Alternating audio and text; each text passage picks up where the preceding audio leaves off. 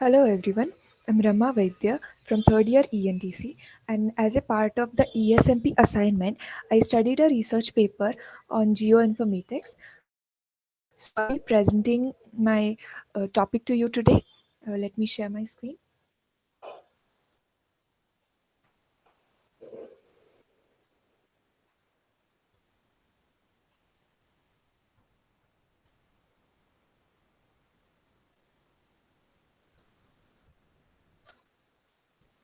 So the topic of my presentation is assessment of sustainability indicators for renewable energy technologies. These are the research paper details that I have studied and the details of the journal. So let me introduce you to this topic.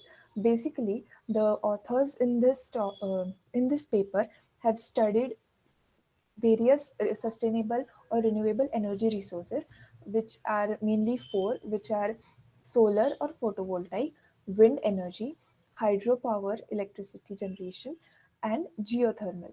So all the four major power generation methods that come under sustainable or non-renewable or renewable energy resources, and these are compared in this research paper to find out which is the most efficient, suitable, and cost effective in all manners. So the research is done on this topic. So here we are going to see the sustainability indicators which we have used here. So, like, basically, on what factors are we deciding that which is the most sustainable power generation technique? So, first, let's discuss about the price of electricity generation. So, in the research paper, the price is basically based on the construction, installation, or commissioning, operation, maintenance, decommissioning, recycling, and disposal of the waste. According to this study, the photovoltaics are most expensive, geothermal and wind energy come under average, and hydropower is the cheapest technology.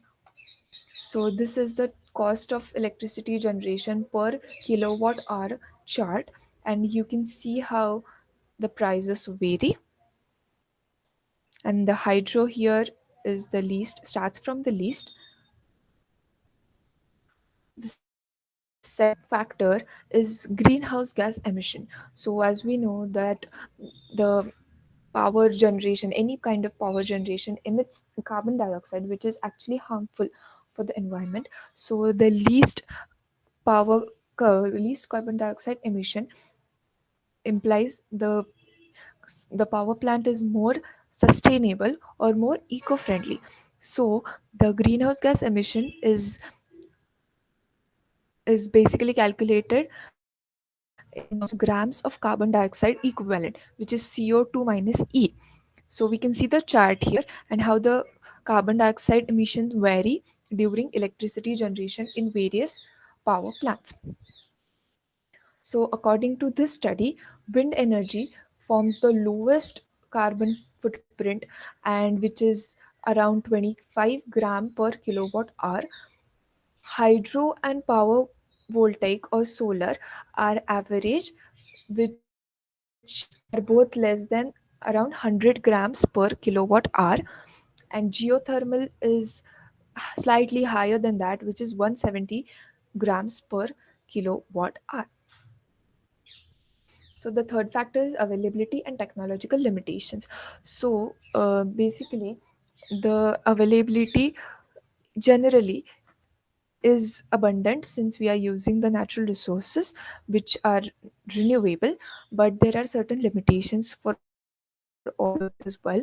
So as we can see here, photovoltaics are have generally limitations since it is based on the sun. So rid- we tran we convert the solar energy into electricity. So the limitations are based on sun, like we don't have sun during nights or cloudy days, so we cannot really use this type of energy conversion at that time. Wind energy is dependent on the location. So it depends on which location you want to set it up and how much wind power it is there in that location. But the limitation is also based on the speed, since we cannot really get maximum speed which is more than 25 millimeters per second.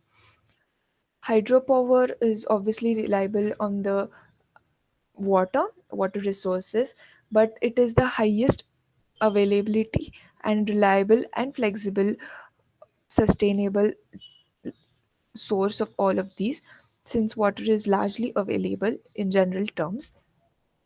Geothermal has certain geographical limitations. The efficiency of energy generation is calculated. It varies according to certain parameters, like in photovoltaic cells, it generally varies by the types of cells available or used. In wind energy, we can see that the quality of wind resources at different locations is different, and hence the efficiency can vary according to that. And geothermally generally has low efficiency because of low steam temperatures. So we can see the chart here in which the efficiency is given. For photovoltaic, it is 4 to 22%. For wind, it is 24 to 54%. Hydropower, it is greater than 90%. So we can see that hydropower is the highest generating, has the highest efficiency of all of these. Next comes geothermal, which is 10 to 20%, and coal or gas, which are the renewable sources. Though, so coal has 32 to 45 and gas has 45 to 53% of efficiency. So hydropower obviously shows the highest, which is generally compared to coal or gas. Next comes wind, and photovoltaic and geothermal are the least efficient sources. Next is land use.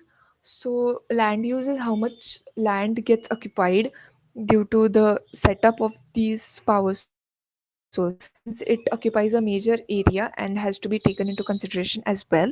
So, wind is generally incorporated into agriculture land or at mountain tops. So, this does not require much area or separate area to be given to this power source, since we will only have one windmill, and the one windmill will have a limited area required. We can set up many as well, but the area required is not that much. Solar, obviously, as we know, can be mounted on any rooftops or something, so it has the least required area, we can say. The dedicated area is negligent. Geothermal also has smaller surface footprints, as major elements are located underground. Water requires a land, water or hydropower generation requires a huge area, but which is generally near the dams. Let's see about the water consumption. As we can see here in the chart shows water consumption in kg per kilowatt hour of energy generation. So for photovoltaic, it's 10, wind 1, hydro 36, geothermal 12 to 300, which is a lot of variation, and coal and gas both have 75. So hydro power, so wind power shows the least water consumption, which is followed by photovoltaic. Hydro powers required water consumption in terms of storage dams, as dams are required, and for geothermal, water is used for cooling. So here we can see the social impacts. The Since these are renewable sources, so no fossil fuel imports and prices fluctuations are seen. Hence, it is more better than the coal or gas we generally use, which are non-renewable and which are depleting day by day. But these renewable sources also have various impacts on the society as well as the environment, which are both positive as well as negative. So here, the in the research paper, they have nicely summarized this into a small table. So we all know about the positive impacts, like these are the renewable sources, and so they are generally called as clean. but there are certain negative impacts as well. As we can see here, that photovoltaic release some toxins, and it is also difficult. It also requires a lot of materials to generate it, and also visual impact, since there are large sheets, photovoltaic sheets, or which we can say the solar cells, which occupy a large area and are reflecting surfaces. But both these are generally minor. Wind has an impact on bird strike, noise, and visual, but these are minor as well. Hydropower has impacts on displacement, agricultural, and river damage. Like the dams are used, so the river has to be blocked, and the large area near dam is required. Hence, a lot of agricultural area as well as settlements may be disturbed. But this can be from minor to major. Geothermal geothermal generally has um, geothermal generally affects seismic activity, odor, pollution, but these all are minors as well. So, as we can see, there are many negative impacts, but these are very minor as compared to the coal or gas used, and there's no pollution generally. So, these are called clean sources. So, based on all this research, the authors have put some ranking to the four power generation technologies studied, and the ranking is provided from 1 to 4,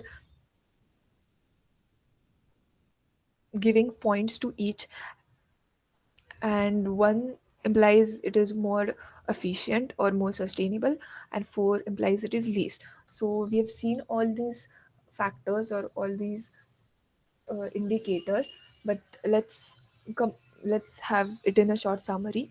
So in terms of price, hydro is the most efficient, whereas photovoltaics go to 4, which are highest in, or costliest we can say. In the carbon dioxide emissions, wind is least, whereas geothermal is most. Availability and limitations shows that hydro is more feasible and photovoltaics the least. Efficiency shows that hydrogen has the most efficiency, whereas photovoltaics have the least efficiency. Land uses, photovoltaics obviously require lesser land, and hydro the most. Water consumption on an average basis show that the wind requires the least and geothermal most. And impacts, or the negative impacts, mostly we can say the wind has the least negative impacts and hydro has the most. So as we can see, these points are calculated in total, and wind stands with least, which is 13, which shows it is better, it is the best sustainable source. Then comes hydro with 16, then photovoltaics with 20, and geothermal shows the maximum total, which also means that it is the least sustainable. Also, these are based on average study, but for certain geographical locations, some of the sustainability indicators may become more important than others. So we can decide accordingly according to the location we want and location we are working on, and so we can decide that which is the most efficient for us. So this can be concluded into a small list. So first of all, we'll just see what indicators or factors determine that which source is the most sustainable. So we have seen all these, which are price, greenhouse, availability, efficiency, land requirements, water consumption, impacts, all of these we have seen this. And we have also compared all the resources or technologies based on all these indicators or factors, and we had come to a conclusion which is shown here. So according to this, we can say that the wind power is the most sustainable of all the renewable resources, or of all these four renewable resources, and can be considered as the best. Next comes hydropower, next photovoltaics, and geothermal can be considered as the least sustainable of these four. So I conclude my presentation with this point, saying that wind power can be the most sustainable or is the best, and geothermal is kind of the worst in these four. So I conclude my presentation here. Thank you.